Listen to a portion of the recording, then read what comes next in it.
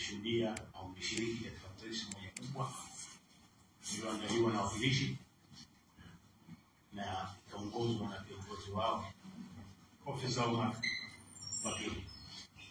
Nakushukuruni kwa hatua mbalimbali alichokizungumza kimewafika wananchi kama vile ambavyo alivyoeleza.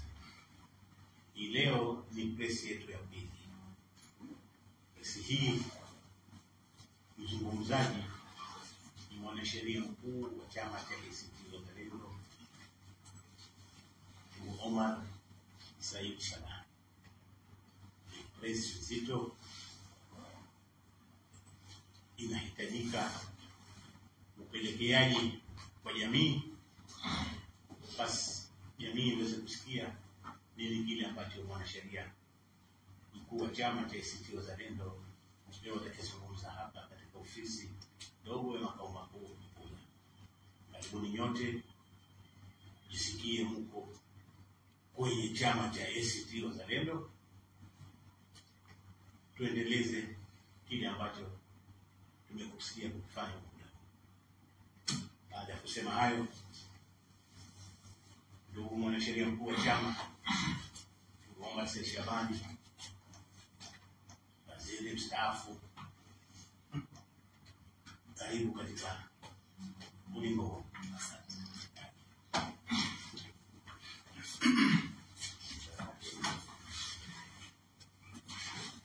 Assalamu alaikum.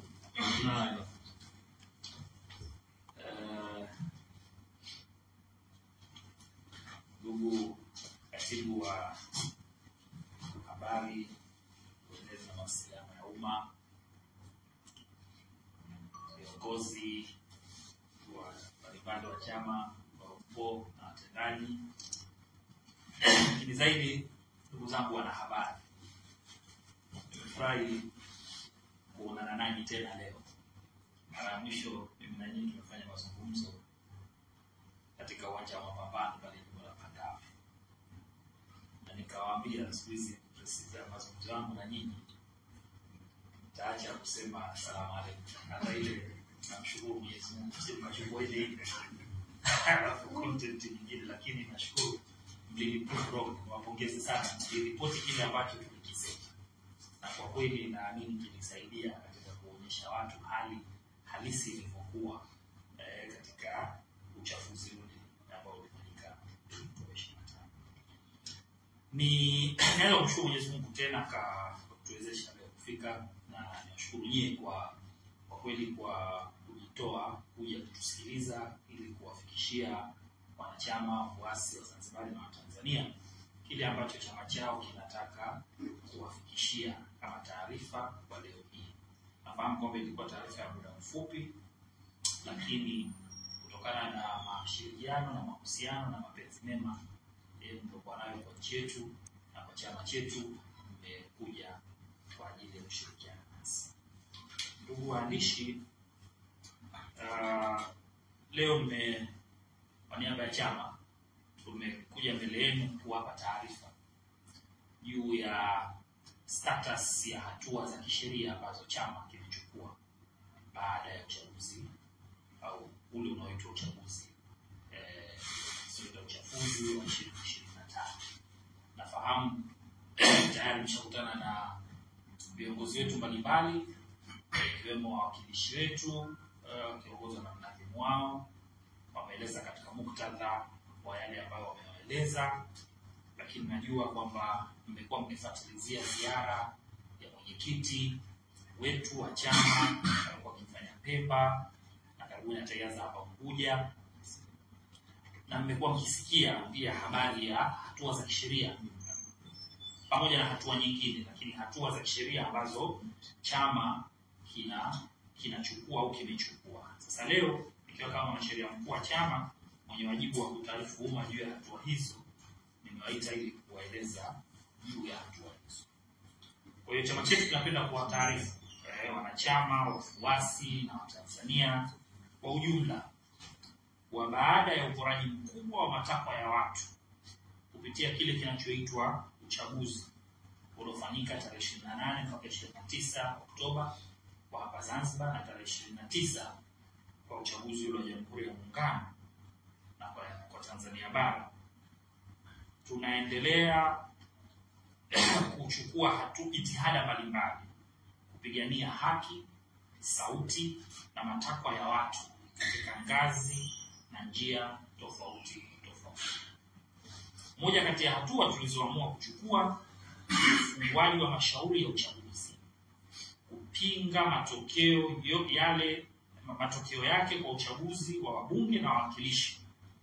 Tumechukua hatua hii tukiongozwa na imani kubwa kuwa wagombea wetu katika majimbo ambayo tumefungua mashauri na yale tutakayoyafungua wameporwa ushindi wao au kumekuwa na ukiukwaji mkubwa wa taratibu za uchaguzi zenye athari kwenye matokeo yaliyotangazwa na tume.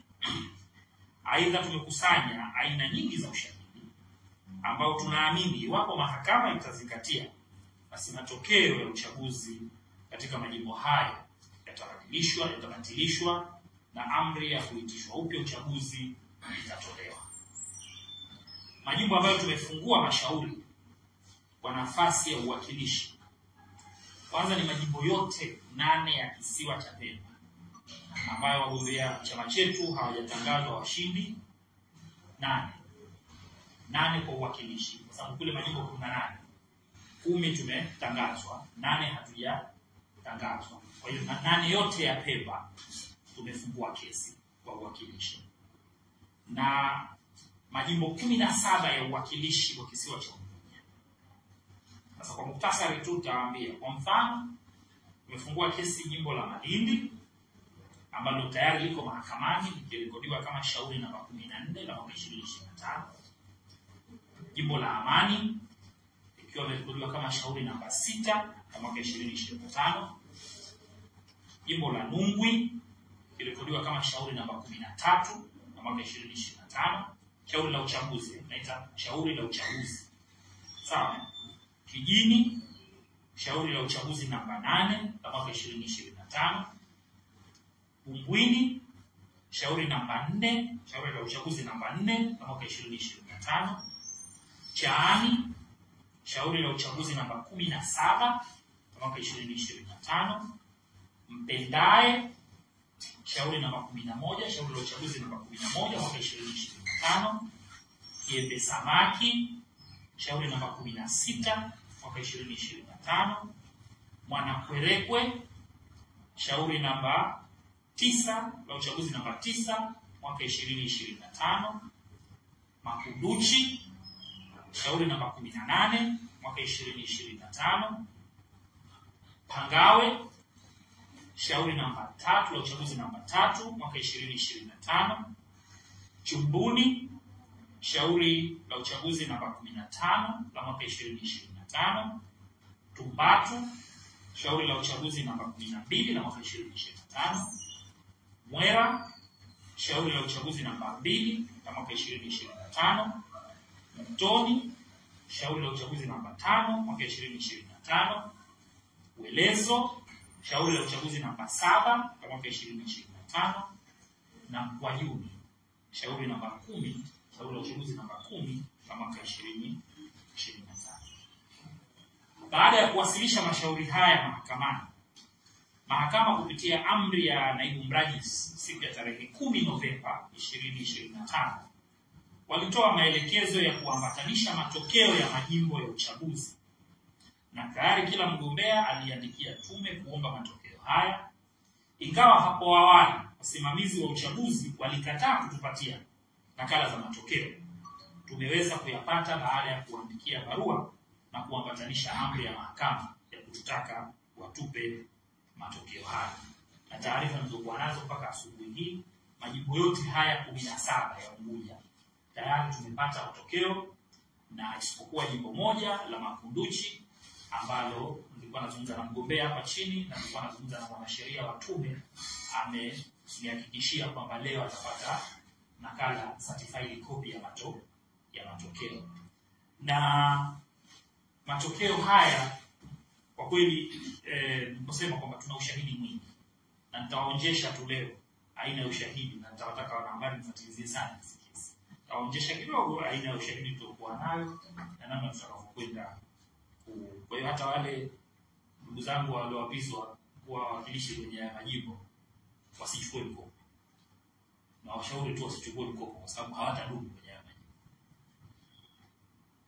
Karibuni tutaenda tutawapigia chini.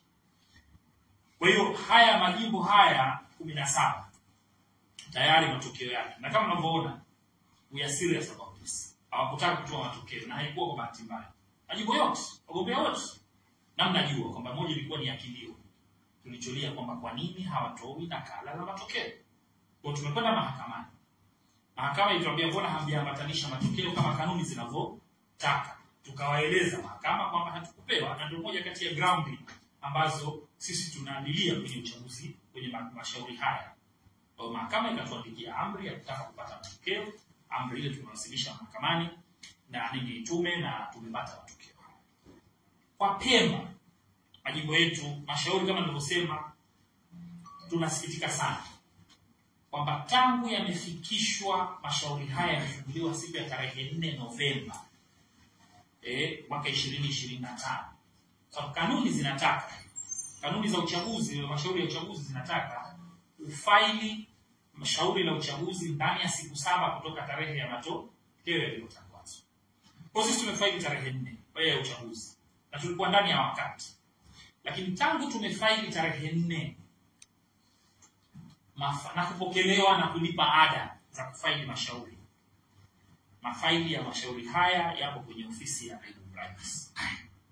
Hatujui kama yamepokelewa kwa maana sheria ilikuwa rejected au yamekataliwa kwa maana ya kuwa rejected. Sababu kanuni zinaruhusu mrajisi kukataa shauri ikiwa halijakidhi vigezo na kutoa oda ya kwamba ukafanye marekebisho. Na ndicho kilichotokea Unguja.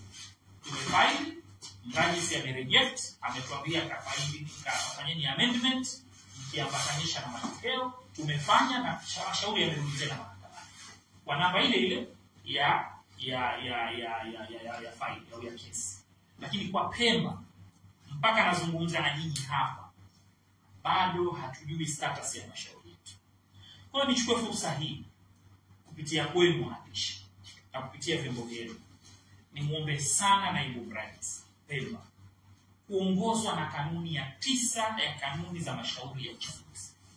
Kanuni ile inasema, kanuni ya 9 inasema mrajisi mara tu baada ya kupokea faili shauri likishafailiwa, siku ile ile kama hajatoa amri ya kuyakataa kwa maana ya kwenda kufanya marekebisho, on the same day, ndio lugha iliyotumika kwenye kanuni, anatakiwa awapelekee upande wa pili samasi ya kuwapelekea kanuni sana. Leo tuna siku, leo tarehe 17, sio? Sasa tuna siku ya 13. Mrajisi hatujui kama amereject au ameadmit. Lakini hata kama ametaka kureject, afanye kama alivyofanya mzee mrajisi hapo. Atupe hizo amri.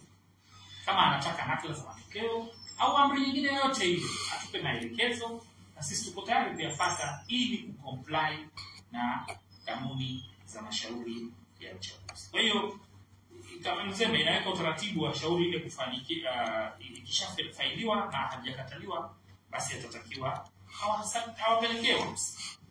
Au kama naibu mrajisi Pemba ameona kuna tatizo, basi aongozwe na kanuni ya 8 ya mashauri ilizozitaja, kanuni za mashauri ya uchaguzi.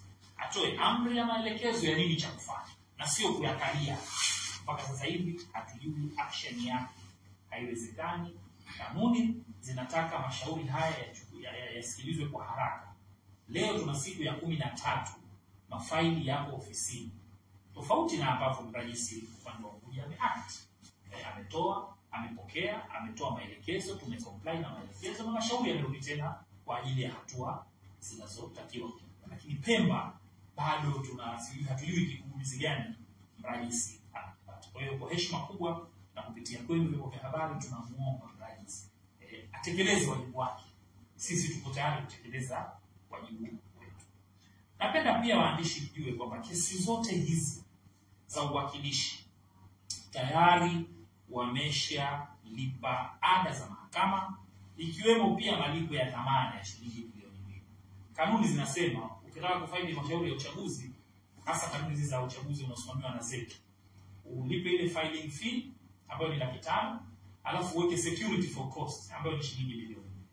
Wagombea wetu wote hao 17 na Wapemba 8, kwa ufupi tumefungua mashauri 25 kwa ujumla wake, tumeshalipa hizo fee. Kwa hiyo tunaomba tu mahakama watekeleze na wao wajibu wao.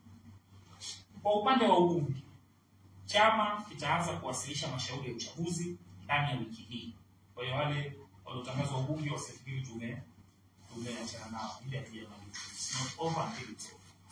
Kwa hiyo ndani ya wiki hii. Sasa swali linakuja, kwa nini hatujafungua? Kwa sababu kanuni za INEC zinatutaka kufungua mashauri ndani ya siku 30.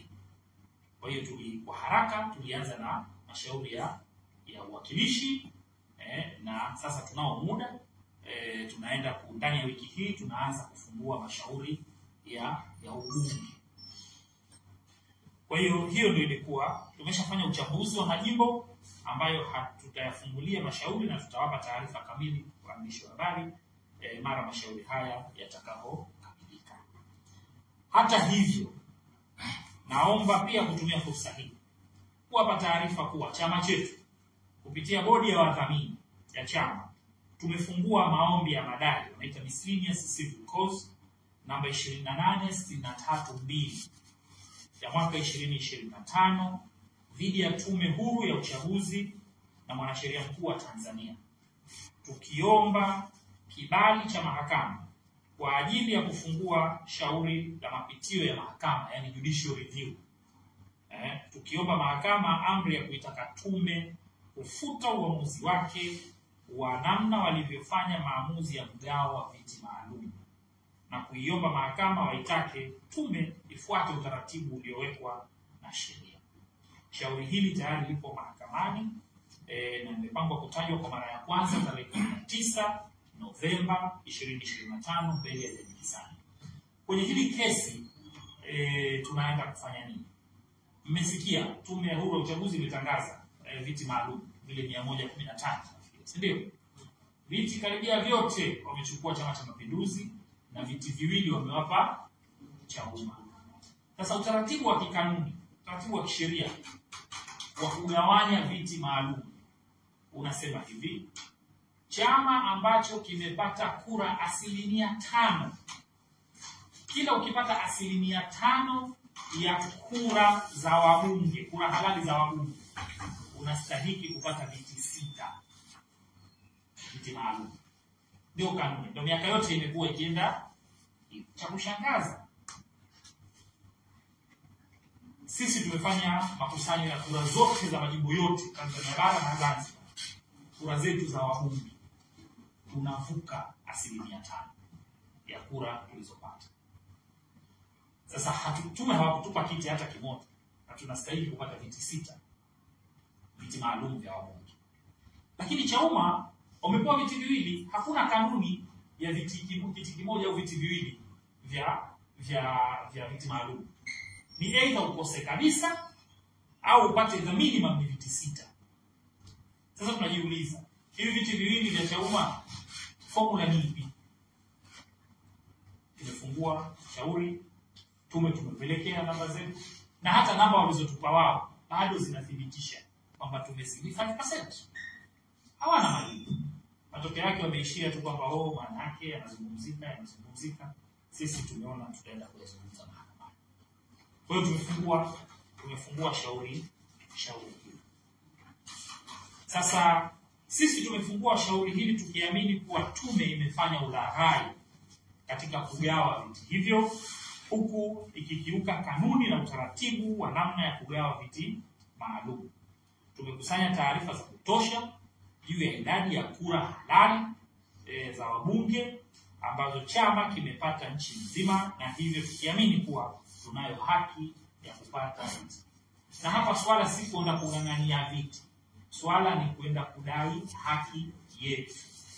Tunachoenda kudai ni kile ambacho tunaamini ni haki yetu kama chama. Ndugu waandishi, kesi zote hizi zina maslahi kwa umma. Tunaomba mwe mnazifuatilizia kwa kuwapa habari wananchi juu ya mwenendo wa kesi hizi.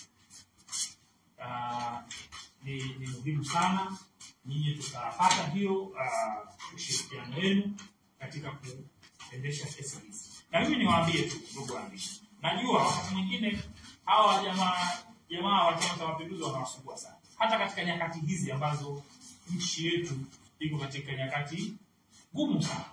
Nimesikitika, na hili nitaomba mnifikishie salamu zangu. Katika nyakati ambazo nchi iko kwenye majonzi, kuna wananchi wengi wenzetu wamefariki, wameuawa. Katibu mwenezi wa Chama cha Mapinduzi anawaita waandishi mkalebata fungu. Imenisikitisha sana. Sijui kama ndio utu unaozungumzwa. Nyakati hizi sio za kufanya kula bata. Hizi sio nyakati za kuwaita waandishi, ni nyakati za kutafuta namna ya kuponya taifa. Sasa fikisheni salamu Mbeto, tunajua kwamba amewaita jana Fuji akawaambia tukuteni mje kula bata. Hizi sio nyakati za kula bata. Hizi ni nyakati za kuomboleza kama taifa. Hizi ni nyakati za kutafuta namna ya kuliunganisha taifa. Ni nyakati za kuambiana ukweli juu ya kilichotokea, ili tusirudi kule ambapo taifa lilipotoka au tunapotaka kupeleka. Kwa hiyo niwaombe sana, kesi hizi mzifuatilizie. Chaneni na mambo ya bata ya CCM. Bata ina wakati wake. Sasa tufocus kwenye kuangalia vipi agenda za nchi. Vipi nchi hii tunaweza tukahakikisha haki inapatikana. Sasa pale mwanzoni niliwaambia tutawaonyesha tu kidogo ushahidi wa hizi kesi ambazo. Sasa takupeni mambo ya jimbo lenu pendwa waandishi. Najua mnalipenda Pangawe, si ndio? Jimbo lenu pendwa kidogo. Jimbo la Pangawe bwana, baada ya kukusanya matokeo kwa hizi amri za mahakama tukayapata, na tukajua pengine kwa nini tunanyimwa haya matokeo. Haya ni matokeo ya uwakilishi. Ni matokeo, ni certified copy ya matokeo ya uwakilishi. Haya matokeo yanaonyesha kwamba turnout waliojitokeza kupiga kura kwenye jimbo la Pangawe siku ya uchaguzi wa tarehe 28 na 29 ni wapiga kura 18,044. Tunaelewana vizuri? Waliojitokeza kupiga kura. Jimbo la Pangawe idadi ya kupiga kura ni 19,431 waliotangaza tume, ambayo sisi pia tunaidispute. Tutajua uko mbele ya wengine tutaona. Lakini tunaambiwa siku ya kupiga kura jimbo la Pangawe walijitokeza wapiga kura 18,040. Sawa. Sasa hii mnafahamu kwamba katika uchaguzi wa Zanzibar, ukienda kupiga kura kwenye chumba, mpiga kura wa Zanzibar unapewa karatasi ngapi? 5. Au sivyo? Kupiga kura ya kumchagua rais wa Zanzibar, kumchagua rais wa Jamhuri, kumchagua mbunge, kumchagua mwakilishi na kumchagua diwani. Au sio? Daftari ni lile lile. Neki hawana daftari. Au sio? Wanatumia daftari la zeki. Ingia kwenye chumba, wanatumia daftari lile lile. Unatiki, piga kura, Rashid Batashi, unapewa kura zako 5. Si ndio mnaenda kupiga kura bwana? Sasa matokeo ya mbunge haya.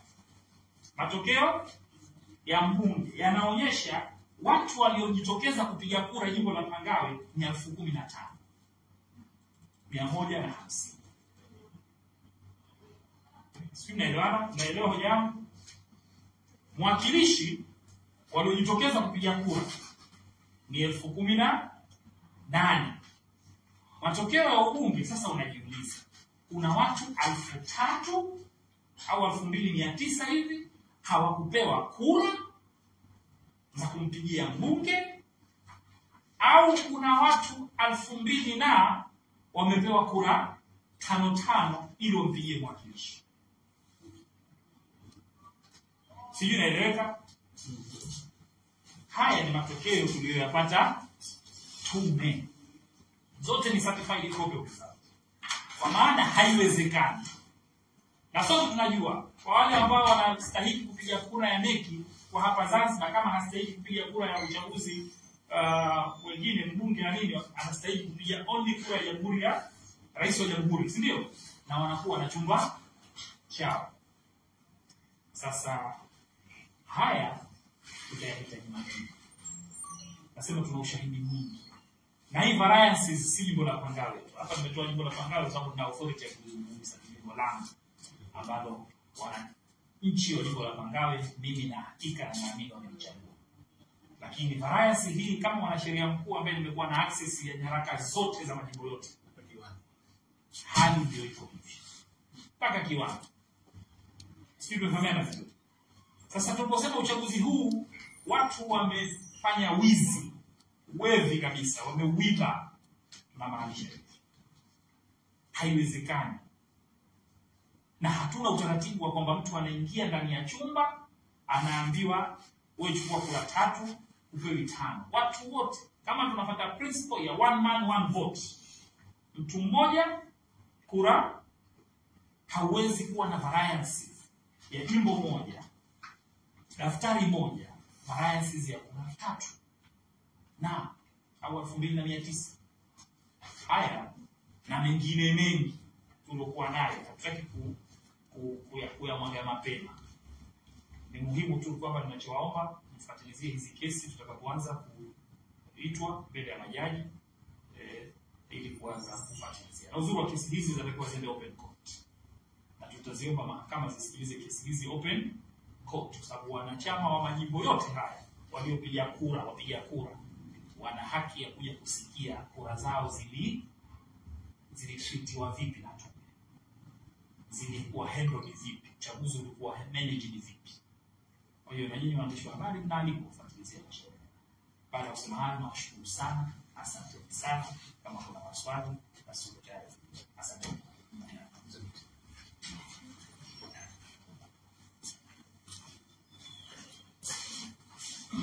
Ndugu wanahabari, nafikiri mmemsikia kwa ufasaha mkubwa kabisa mwanasheria mkuu wa chama alipozungumza katika masuala haya ya ufunguaji wa kesi,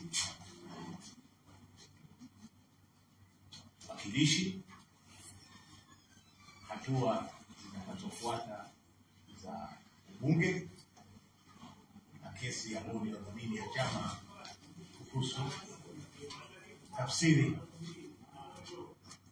ya mahakama kwenye suala la binti mali. Baada ya hayo, kama upande wenu kuna lolote la kuweza kuuliza, basi ni fursa tutumie hivi sasa. Na mwingine yupo, pate nafasi ya kusikilizeni. Ndugu Rashid, tukusikilize, ueleze na chombo unachokifanyia kazi, alafu pate nafasi ya kuuliza. Asalamu alaykum. Wa alaykum salaam. Rashid natokea Wasafi. Tutakuwa na swali mawili. Swali la kwanza, tayari hata mnate mwanzo kufikia chama cha ACT Wazalendo kwa namna gani imekuwa na imani juu ya hizi kesi ambazo tumezipeleka mahakamani. Experience inaonyesha kwa nyuma mmekuwa mkifanya hivyo, lakini hamna kile ambacho mnatarajia kupata kipata. Maneno ni hivi kwa wakati huu. Lakini swali la pili nilitaka kufahamu, mara kadhaa Rais wa Zanzibar amekuwa akiwakaribisha katika kuunda serikali ya umoja wa kitaifa, na ndio kusikia baadhi ya kauli kutoka kwa viongozi wenu akisema kwamba ikiwa mwizi amekuibia nyumbani kwako, amekimbia na pesa nyingine zikimwanguka, una haki ya kuzichukua, akitolea mfano wa eti 10 bila ambapo wakilishi wenu walienda kuwapa baraza la wakilishi. Je, sheria inakutakia ni muunde serikali ya umoja wa kitaifa na nafasi zenu zimetangazwa nini? Kauli yenu ni ipi juu ya ushiriki wa serikali ya umoja wa kitaifa kwa kupeleka majina ya hizo nafasi 4 za kuwasili katika baraza la mawaziri? Baraza la mapinduzi. Asante. Mimi naitwa kwa mwananchi. Sasa sana na nataka kujua hili ya muda kweli. Mwasilishaji pale alizungumza jinsi ambavyo naamini kwamba mnaenda hao watu wajiandae walioko sasa ambao wamepishwa kuwa wawakilishi. Lakini kwa jinsi ambavyo na ushahidi na kila kitu wanaenda kuondoka. Ni kwa namna gani ambayo tunaona inaenda kufanyika kwa wepesi na kwa haraka kabla haijaenda zaidi mbele kwa muda kuondoka kwenye ile status ya kusaidia. Sasa. Asante Jesse. Mwingine ni Rahma. Naona mkono. Asante. Wanahabari, tumemaliza, tumpe nafasi. Fahamika vizuri. Omar ndio wajibu kwa fasaha. Asante.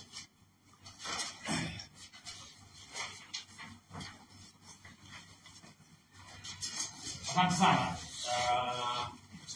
Rashid na Jesse. Sikiliza maswali yenu. Kimsingi maswali yenu ni swala la imani kwa mahakama na past experience, swala la revenue na swala la muda wa kesi. Ili maswali hayo ni center. Sasa nianze ile imani ya mahakama. Na Rashid aliuliza ameuliza in relation na experience huko. Mimi nieleze experience ya 2020 ambayo mimi nilishiriki moja kwa moja katika kuandaa mashauri haya. 2020 mashauri yetu kupewa nafasi, hayakwenda mbele. Hayakwenda mbele na mimi nitaeleza haya very clear leo mjue nini kilichotokea. Sisi tulifaili mashauri mahakamani. Na wakati kesi zile zipo mahakamani, nakumbuka iko kwa Mrajis. Wakati ule alikuwa yangu Mohamed Sheikh. Tulipowaita upande wa pili, na zilikuwa nyingi za ubunge. Tulipowaita upande wa pili, walikuja wanasheria kutoka ofisi ya mwanasheria mkuu wa Jamhuri ya Muungano wa Tanzania.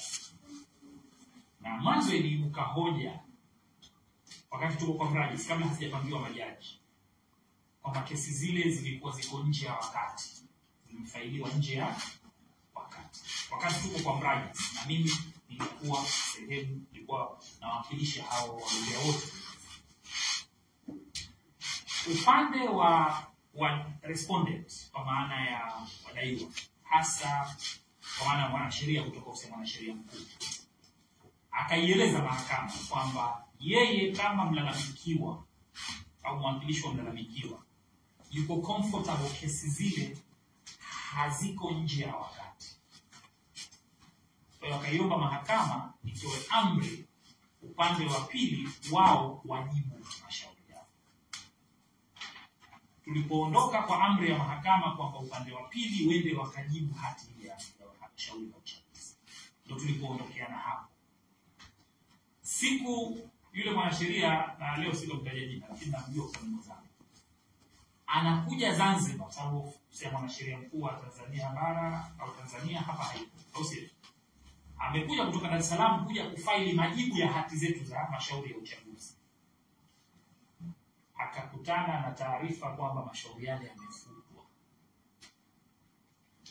Bila taarifa yoyote. Sisi tulipeleka mashauri hatukuwa na taarifa, na yeye upande wa pili wa mashauri hawakuwa na taarifa. Ile wakili akanipigia simu. Kwa wakili, umeondosha kesi zako? Kama sijaondosha, kwani mimi najua na kusubiri leo hiyo niletee majibu yako. Kama bwana nenda mahakamani, nimeambiwa mashauri yamefutwa, yameondoshwa. Kilichotokea, mashauri yale yalifutwa kwa tulichokuja kusikia baadaye kwamba eti kwa sababu tulishaingia kwenye serikali ya umoja wa kitaifa, kwa hiyo hakuna haja tena ya kesi. Ni mahakama ilichukua maamuzi yake wenyewe kwamba si washaingia kwenye serikali, kwa hiyo hakuna haja ya kesi. Na ni moja kati ya mambo ambayo viongozi wetu na marehemu Maalim Seif Abraham mpaka anafariki, ni moja kati ya mambo tuliyolalamikia kwa mahakama. Kwa hiyo sisi tunakwenda mahakamani, hatuangalii kwa salari. Sisi ni waumini wa katiba, tuna imani na tunaenda kwa sababu katiba inatamka kwamba mahakamani ndio sehemu tunatakiwa kupata kudai haki zetu. Kwa hiyo tunakwenda na tukiamini pia mahakama yenyewe kwenye jambo hili itakuwa imejifunza na makosa yaliyotokea kipindi cha nyuma. Siamini kwamba watarudia tena makosa haya ya kufuta kama ilivyofutwa awali. Kama kufutwa, twende kwenye kesi tu argue, kama kwa kushinda tushinde, kama kwa kushindwa tushindwe, lakini on merit, kwa hoja tutakazojadiliana kwenye kesi. Kwa hiyo tunakwenda tukiwa na imani. La pili, na muda wa kesi, naliunganisha hivi na muda wa kesi. Kesi hizi kwa mujibu wa kanuni inataka mahakama izisikilize ndani ya miezi 12. Ndani ya miezi 12, kwa maana ya mwaka mmoja. Na kanuni imetoa nafasi kwa jaji anayesikiliza mashauri haya, kama akiona hajamaliza au hawezi kutoa hukumu yake ndani ya hiyo miezi 12, basi anaweza kujiongezea muda usiozidi miezi 6. So sisi tuko very much aware kwamba the maximum period tutakayokwenda nazo kesi hizi ni mwaka mmoja na nusu, wakati kipindi cha uongozi wa uwakilishi na ubunge ni miaka 5. Kwa hiyo sisi tuko tumejiandaa, ikiwa mahakama itasikiliza na kutoa amri mapema, sisi tuko tayari. Ikiwa mahakama itatumia kipindi, the maximum period provided by law, kipindi cha mwisho kikubwa kabisa kilichotolewa na sheria, basi haizidi mwaka mmoja na nusu kwa mujibu wa kanuni. Kwa hiyo ndio maana nasema ndani ya mwaka mmoja na nusu mtu kuondoka si mbali, au sio? Si mbali. Ndio maana nikawapelekea salamu kwamba wasichukue mikopo, sababu hawajui mambo yatageuka. Kwa hiyo hatuna shida na muda. Tunakwenda mahakamani tukiwa aware, lakini tukiamini kwamba kwa maboresho ambayo mahakama imekuwa ikifanya, legal justice reforms na nini, basi hakuna haja. Wataongozwa na spirit ya kuendesha mashauri haya kwa haraka zaidi. Na tumeona kuna mashauri hapa yanayofanana na uchaguzi, si yamefunguliwa ya Masudi, si ndio? Imechukua muda mfupi tu, au sivyo? Mahakama imetoa uamuzi, si ndio? Kwa hiyo hatuna nani. Tumeona na naamini mahakama ya Zanzibar itachukua experience kutoka bara. Mnakumbuka nyinyi. Tumefanya kesi za Mpina zile, tumepata uamuzi, kesi zilikuwa zinakwenda fast track, si ndio? Kwa hiyo naamini kwa sababu yana maslahi kwa umma, majaji watakaopewa kesi hizi wataelewa umuhimu wa kesi hizi na namna ya kuzidispose au kuzidetermine, kuziamua kadri muda unapokwenda. Sasa swala la GNU liloulizwa. Swala la GNU position, tunauliza position. Mimi niseme fuatilizia ziara za mwenyekiti wetu. Ameeleza wazi wapi tunasimama sasa kwenye hili. Na nikimnukuu amesema kuingia au kutokuingia ndani ya serikali kwa sasa si kipaumbele chetu. Nchi ilipopita kuna mambo makubwa zaidi nchi ilipopitishwa ya kuyajadili na kuyatafutia ufumbuzi. Kwa hiyo kuingia au kutokuingia kwenye GNU si kipaumbele chetu. Na hiyo ndio position yetu. Asante. Maswali mengine? Hakuna. Naam. Umesema wewe ni muumini, chama chenu ni muumini wa kutekeleza sheria na kutii. Na kuingia kwenye serikali maana yake ni takwa la sheria na kutakeni. Amuone kwamba kufanya hivyo mnaenda kinyume na theme ya chama chenu. Kufanya nini? Kuweka kipaumbele kwa sasa hivi kuingia katika GNU. Lakini swali la pili, mtakuwa tayari kupokea maamuzi yoyote ambayo mahakama yatatoa kupitia kesi ambazo mmeziwasilisha? Narudia tena kusema kwamba kuingia au kutokuingia sio kipaumbele chetu. Katika jambo ambalo katiba imekupa nafasi ya kulitenda ndani ya siku 90. Si ndio tunasema? Au sio?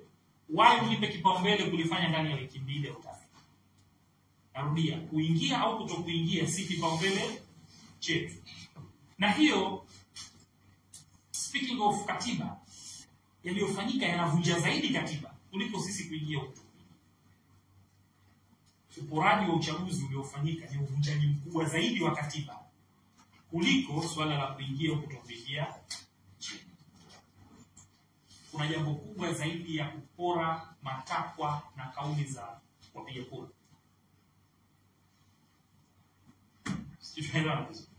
Speaking of mahakama, narudia tena, hii tutaitafuta, na tumeona kwenye kanuni hizi zinasema kwamba kanuni hizi mpya za mashauri ya uchaguzi za 2025 zinasema kwamba kesi hizi zitasikilizwa na jaji mmoja, ikiwa hujaridhika utakwenda rufaa kwa majaji watatu. Tofauti na kanuni za mwaka 2020. Kanuni za mwaka 2020 zinasema ikiwa hujaridhika unaenda rufaa mahakama ya rufaa. Hii mtoe tu taarifa. Sisi tuna mpango wa kwenda kuzi-challenge kanuni hizi. Zinavunja katiba. Kusema mashauri ya uchaguzi ya Zanzibar yasiende mahakama ya rufaa ni kuficha aibu ya Zanzibar. Kwamba hatutaki, tunataka tuyamalize wenyewe kwa wenyewe. Na hii inavunja katiba. Na tunaenda kuichallenge parallel wakati ya mashauri yanakwenda, na tunafungua kesi ya kikatiba ya kuchallenge kanuni za uchaguzi zinazotoa kifungu kinachoeleza kwamba rufaa ya mashauri haya isiende. Huwezi kubadilisha mandate ya mahakama ya rufaa kwa kanuni wakati hujabadilisha sheria, wakati hujabadilisha katiba. Kwa hayo pia tunaenda. Hii legal battles sio tunaenda nayo. Tunapokea maamuzi. Maamuzi tutayapokea. Kupokea jambo moja, kuridhika jambo hili. Kwani hata haya matokeo si tunayapokea, si tunayo? Au sio? Lakini hatujaridhika. Sema tunaenda mahakamani, hakupokea tatizo hili. Sawa.